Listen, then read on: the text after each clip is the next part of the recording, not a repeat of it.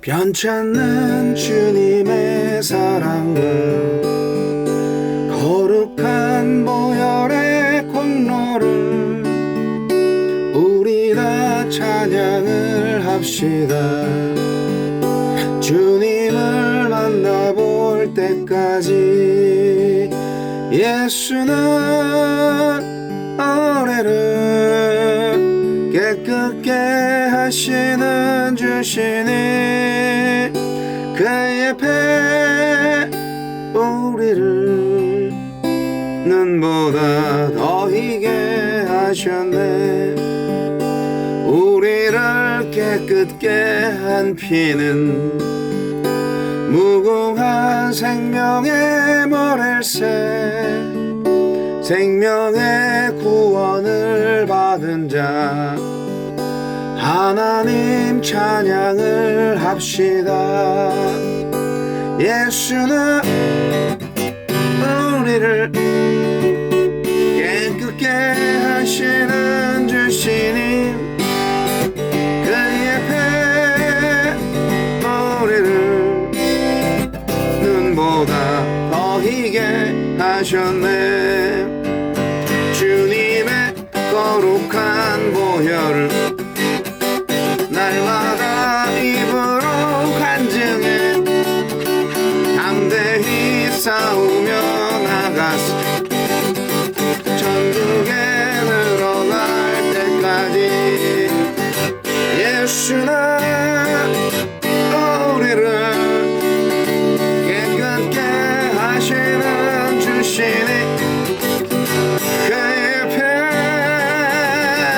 우리를 눈보다 더 희게 하셨네.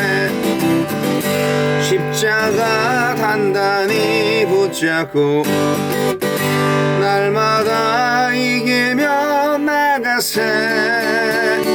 머리에 면류관 쓰고서 주 앞에 찬양할 때까지 예수는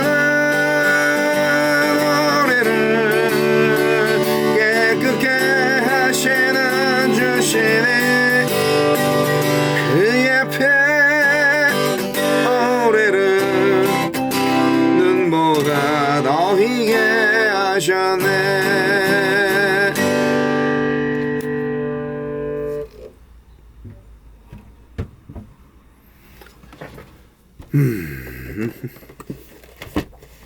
(3월 23일) 수요일 레위기 14장 1절로 20절 말씀.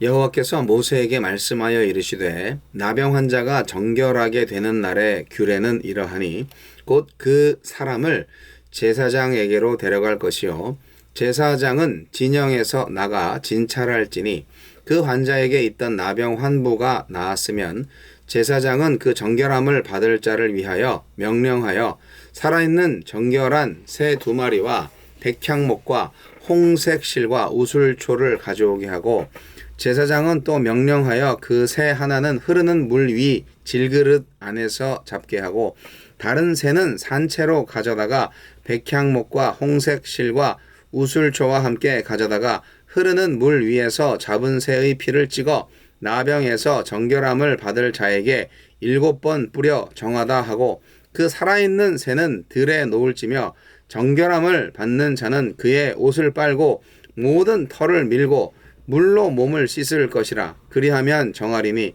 그 후에 진영에 들어올 것이나 자기 장막 밖에 이레를 머물 것이요 7째 날에 그는 모든 털을 밀되 머리털과 수염과 눈썹을 다 밀고 그의 옷을 빨고 몸을 물에 씻을 것이라. 그리하면 정하리라.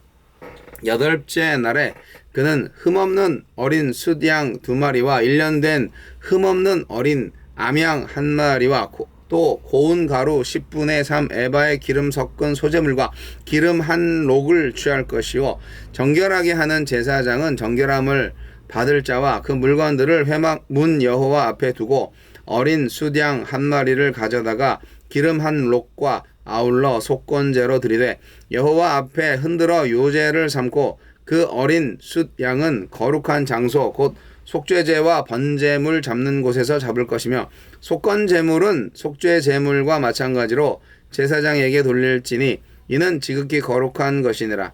제사장은 그 속건제물의 피를 취하여 정결함을 받을 자의 오른쪽 귓뿌리와 오른쪽 엄지 손가락과 오른쪽 엄지 발가락에 바를 것이요 제사장은 또 그 한 록의 기름을 취하여 자기 왼쪽 손바닥에 따르고 오른쪽 손가락으로 왼쪽 손에 기름을 찍어 그 손가락으로 그것을 여호와 앞에 7번 뿌릴 것이요 손에 남은 기름은 제사장이 정결함을 받을 자의 오른쪽 귓뿌리와 오른쪽 엄지손가락과 오른쪽 엄지발가락 곧 속건제물의 피 위에 바를 것이며 아직도 그 손에 남은 기름은 제사장이 그 정결함을 받는 자의 머리에 바르고 제사장은 여호와 앞에서 그를 위하여 속죄하고 또 제사장은 속죄제를 드려 그 부정함으로 말미암아 정결함을 받을 자를 위하여 속죄하고 그 후에 번제물을 잡을 것이요 제사장은 그 번제와 소제를 제단에 드려 그를 위하여 속죄할 것이라. 그리하면 그가 정결하리라.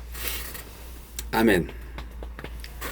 완치된 자가 따라야 할 절차. 완치된 피부병 환자는 진영 안으로의 복귀를 위해 제사장의 정결의식 후 속건제와 속죄제, 번제와 소제를 하느님께 드려야 했습니다. 하느님은 어떤 분입니까? 진 밖에 있는 피부병 환자에게 제사장을 보내셔서 완치를 확인하고 정결의식을 행하게 하십니다. 정결한 새의 피를 물에 담고 피를 상징하는 붉은색의 백향목과 홍색실을 담근 후 우슬초를 이용하여 환자에게 7번 뿌려 정결하게 하십니다. 또 그 피에 적신 다른 새 한 마리는 부정을 짊어지고 훨훨 날아가게 하십니다. 축복의 공동체에서 떠나 고립과 고통의 나날을 보냈던 이에게 속죄와 자유를 주는 의식일 것입니다. 그리스도 안에서 우리가 얻은 사죄와 용서가 이것입니다. 옛사람이 온전히 죽을 때 새사람은 진리 안에서 참 자유를 누릴 수 있습니다. 정결의식을 마친 후 진영 바깥에서 안으로 들어가기 전에 옷을 빨고 몸에 털을 밀고 목욕을 하게 하십니다. 이는 다시 태어남과 새 생명의 시작을 상징하는 의식입니다. 우리가 부정한 죄로 쉽게 회귀하는 이유는 그리스도의 피로 얻은 새 시작의 무게를 가벼이 여기기 때문일 것입니다. 하나님은 완치된 피부병 환자가 진영 안으로 들어와 4가지 제사, 속건제, 속죄제, 번제, 소제를 차례로 드리게 하십니다. 깊은 질병으로 제사를 드릴 수 없어도 그 사람은 여전히 하나님의 백성이었습니다. 하나님은 완치된 사람이 이 사실을 먼저 확인하게 하는 은혜를 주십니다. 제사는 하나님만이 유일한 경배의 대상임을 알게 하는 수단입니다. 완치된 사람은 질병 회복과 공동체 복귀를 위해 기쁨을 누리겠지만 예배자의 자리를 되찾아 누리는 기쁨이 가장 클 것입니다. 오늘 나에게 당연히 주어진 듯 보이는 공동체와 예배는 진 밖에서 신음하던 누군가가 가장 고대하고 갈망하던 것입니다. 우리에게 주시는 교훈은 무엇입니까? 제사장은 어린 숫양의 피를 낳은 자의 오른쪽 귓불과 오른쪽 엄지손가락, 오른쪽 엄지발가락에 발랐습니다. 또 기름을 여호와 앞에 7번 뿌리고 낳은 자의 오른쪽 귓불과 오른쪽 엄지발가락, 오른쪽 엄지손가락에 발랐습니다. 마치 제사장 위임식을 연상케 합니다. 병 나은 자의 전 인격을 다 정결케 하고 그의 삶 전체를 하나님께서 받으시겠다는 의미로 보입니다. 자,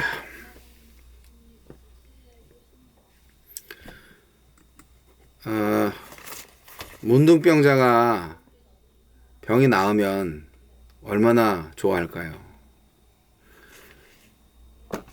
죄인 된 사람이 하나님의 자녀로 거듭나면 얼마나 좋아할까요? 레위기 14장은 문둥병자의 정결 예식에 대해서 말하고 있는데 문둥병이라는 병 자체는 굉장히 무서운 병이죠. 영화 속에서나 나오는 우리나라 옛날에 소록도에 문둥병 환자들만 좀 이렇게 살게 했던 일들이 있습니다. 저는 안 가봤어요. 네. 문둥병은 역사가 오래됐습니다. BC 3000년경까지 거슬러 올라갑니다. 고대 메소포타미아, 이집트, 페르시아, 고대 근동 지역에서 널리 퍼졌던 병인데 뭐 만성 전염병이죠. 어떻게 보면은 몸속 세균의 활동으로 눈썹, 뺨, 코 및 귀에 결절이 생기고 손과 발의 경우에는 병균이 관절을 녹여서 손가락 및 발가락이 떨어져 나가는 병입니다.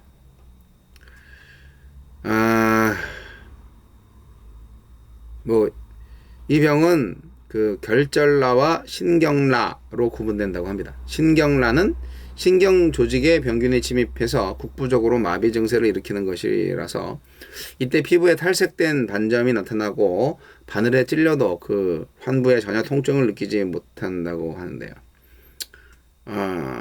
이 전염병균이 1871년에 한센에 의해서 발견이 되었습니다. 그래서 이 병은 흔히 한센병이라고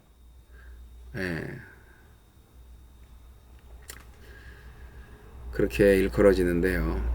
근데 이제 여기 구약성서에는 다시 한번 말씀드리지만 딱 그 문둥병만 말하는 게 아니라는 거예요. 그냥 무서운 피부병 그렇게 얘기하면 될 것 같아요. 성경에는 문둥병이 죄의 결과로 되어 있지 않습니다. 다만 사람이 범죄했을 때 하나님께서 그 질병을 죄의 대가로 내리신 경우는 있어요. 그래서 많은 사람들이 나병을 굉장히 죄에 대한 징벌, 죄에 대한 형벌이라고 생각하는 경우가 많이 있었습니다. 왜냐하면 나병이라는 병은 정말 무서운 병이잖아요. 치유가 거의 안 되잖아요. 근데 고대 사회에 있어서 이 나병이라는 것이 오늘날 현대 과학에서 진단을 했다면 나병이 아니라 그냥 단순 피부병이었을 수도 있다 하는 거예요. 위생적으로 좋지가 못하잖아요. 옛날에는 세균에 대한 개념도 없고 그렇기 때문에 짜라하트 이렇게 구약의 원어적으로 그렇게 명명하고 있는데 그래서 무서운 피부 전염병 이렇게 볼 수가 있는 거죠. 자, 진단을 누가 하냐고요? 제사장이에요. 제사장. 제사장이 나병을 진단합니다. 근데 정하다, 부정하다 그거를 이제 결정을 하는 거죠. 그러니까 이 병이 상징적인 그 의미가 아주 큽니다. 나병은 어때요? 전염성이 아주 높습니다. 그리고 아주 치명적이죠. 그리고 격리해야 됩니다. 그렇기 때문에 이 나병이야말로 죄의 속성을 생생히 보여주고 있는 질병이에요. 나병과 같아요. 우리가 짓는 죄들은. 그래서 우리는 외형적이고 또 이렇게 눈에 볼 수 있고 이렇게 또 확인할 수 있는 그런 나병을 통해서 내적이고 보이지 않는 죄의 무서움을 깨달아야 한다 하는 교훈이 있을 수 있습니다. 죄의 회개를 통해서 우리의 대제사장 되신 예수 그리스도 안에서 나병을 진단받고 그 영적 나병을 치유해야 하는 것이죠. 오늘 말씀에서 볼 때 14장 전체가 다 진단과 정결 의식, 나병 환자가 완치됐을 때 어떻게 정결하게 예식을 치르느냐 여러 가지가 있습니다. 저는 좀 지루하죠. 왜냐하면 신약 시대에는 이런 거 안 하니까. 근데 고대 사회에서는 여러 가지로 의식을 많이 했어요. 1차 정결 예식이 1절로 9절까지 나와 있습니다. 제사장이 진 밖으로 나가서 이제 그 나병 환자를 보는 거죠. 그리고 이제 산새 2마리 그리고 백향목, 홍색실, 우슬초를 준비하고 새 2마리를 잡아서 그 중에 1마리를 잡아서 그 피를 치유된 문둥병자에게 7회 뿌린 후에 정결케 되었음을 선포합니다. 그런 의식이에요. 네. 그걸 제사장이 해야 되는 거죠. 근데 여기 1차 정결 예식을 위에서 준비된 산새 2마리, 백향목, 홍색실, 우슬초 등은 바로 예수 그리스도의 구속 사역의 비밀을 드러내주는 거죠. 특히 이 2마리 산새 중에 죽임을 당한 새는 누구냐? 인간의 죄를 속하기 위해서 십자가에 피 흘려 죽으신 예수 그리스도를 상징합니다. 그리고 이제 들판으로 노임받는 새는 뭐냐? 그것은 1차적으로 죽음의 권세를 이기시고 부활하신 그리스도를 상징하고 2차적으로는 그리스도의 은총으로 말미암아 사망에서 생명으로 옮겨진, 사망에서 해방돼서 영생을 얻게 된 성도들을 상징합니다. 백향목은 문둥병이 상징하는 바 부패와 대치되는 개념으로 생명의 능력과 또 영생을 상징하고요. 홍색실은 예수 그리스도의 보혈로 인해 얻는 구원을 상징하고, 우슬초는 뭐냐? 이건 저는 직접 본 적이 있나는 잘 모르겠는데, 팔레스타인 지역에서 흔히 자라는 그런 식물인데, 좀 향기가 나는 건지, 그래요. 네. 그래서 그걸로, 죄를 씻어내는 거죠. 부정함을 정결케 하는 능력을 상징하는 거죠. 그리고 흐르는 물은 소생케 하는 생명의 상징, 그리스도께서 십자가상에서 흘리신 물을 연상케 하고, 또 질그릇은 뭐냐? 연약한 존재에 불과하니까 그리스도의 보혈의 능력으로만 구원받을 수 있다. 누가? 연약한 질그릇. 그게 누구냐고요? 구원받은 성도. 자, 이렇게 여러 가지 상징으로 볼 수가 있는데요. 문둥병자가 진 밖에서 혼자 격리돼서 살다가 완치가 되면은 그 가족 공동체로 돌아와야 되잖아요. 그러니까 돌아와야 되는 그 과정에 대한 예식을 이게 구체적으로 말씀하신 걸 보면 이게 얼마나 중요한지, 그리고 그것이 얼마나 필요한지 느끼게 됩니다. 하나님은 그렇게 한 사람이라도 이렇게 부정했다가 돌아오기를 바라고, 돌아온 자에게는 철저하게 정결 예식을 할 수 있도록, 그래서 확실하게 공개적으로 다시 돌아왔다라는 것을 이스라엘 공동체가 알게끔, 그를 배척하지 않도록 그렇게 확실하게 보증을 해주는 거죠. 네. 목사가 요즘 많은 사람들의 신용을 보증해 줄 수 있는 사람이라면 얼마나 좋겠어요. 저 사람 괜찮은 사람이에요. 갖다 쓰세요. 네, 당신의 회사에 큰 도움이 될 겁니다. 딱 목사가 한마디 하면은 그렇군요 하면서 딱 받아주면 얼마나 좋겠어요. 이 사람 부정함이 다 깨끗하게 나았습니다. 이제는 정합니다. 라고 딱 제사장이 선포하니까 가족으로 돌아갈 수 있는 것처럼 말이죠. 제사장을 믿지가 못해. 그러면 어떻게 돼요? 가족으로 돌아갈 수가 없는 거죠. 제사장은 이렇게 권한이 있는 사람인 거예요. 정하다, 부정하다, 그거를 딱 얘기해 줄 수 있는 슬퍼하는 거예요. 그 영적 제사장인 우리가 그건 나쁜 거야, 그거는 좋은 거야, 이거 구분할 수 있어야 되잖아요. 너 그거 하면 안 돼, 하나님께서 슬퍼하셔. 그거 꼭 해야 돼, 하나님께서 주신 사명이야. 딱 이렇게 판단하고 분별해서 얘기할 수 있는 거 아니에요. 왜 꿀먹은 벙어리처럼 가만히 있는 거예요? 부정한 일을 보는데도 가만히, 그리고 좋은 일이 생겨도 가만히. 참.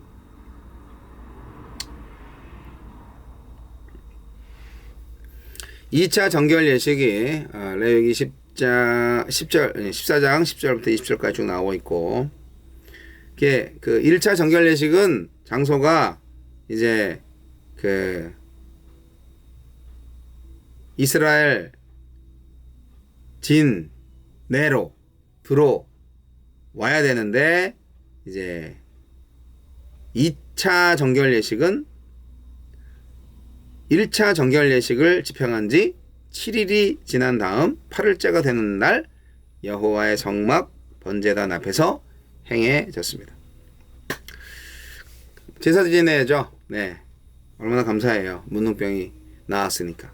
그래서 속건제, 속죄제, 번제, 소제의 희생제사를 하나님께 드림으로 드디어 이스라엘의 그 신앙 공동체의 일원이 될 뿐만 아니라 하나님과의 친교의 관계도 회복할 수 있었다 하는 것입니다.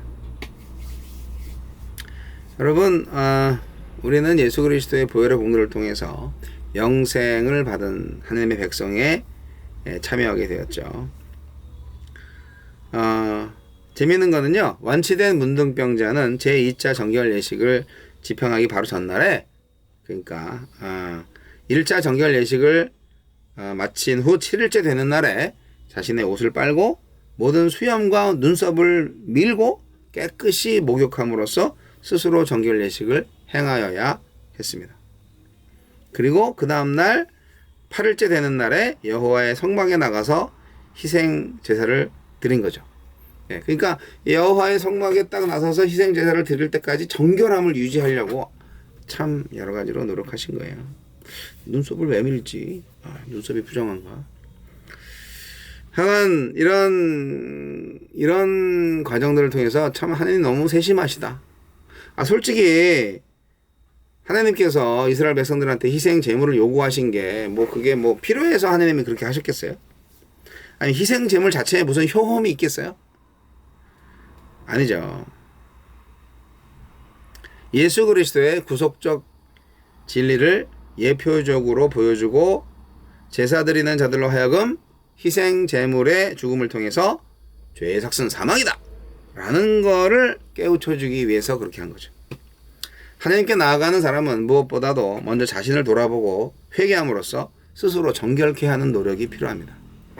예수님이 내 죄를 위해서 돌아가셨다고 내 죄가 다 사해졌어, 나는 아무것도 이제 회개할 게 없어, 이런 이상한 믿음을 가지신 분이 아직도 있나요?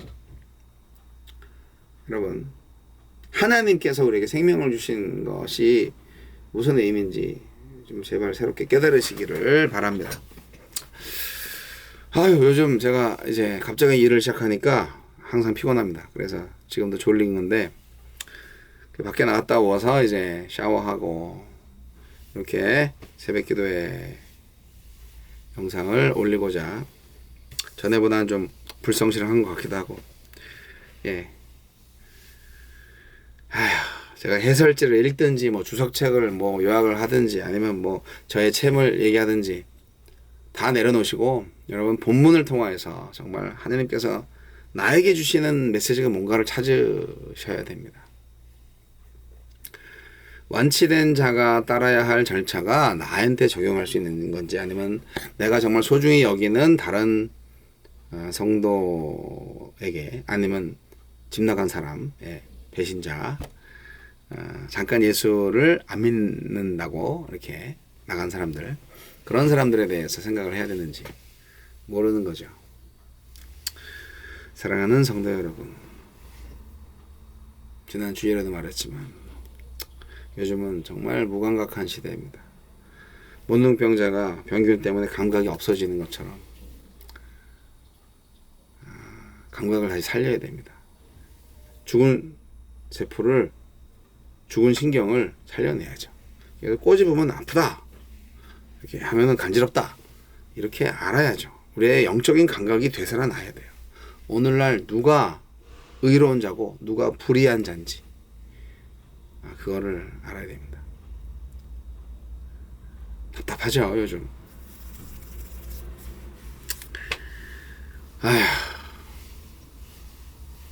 일단 여기까지. 감사합니다.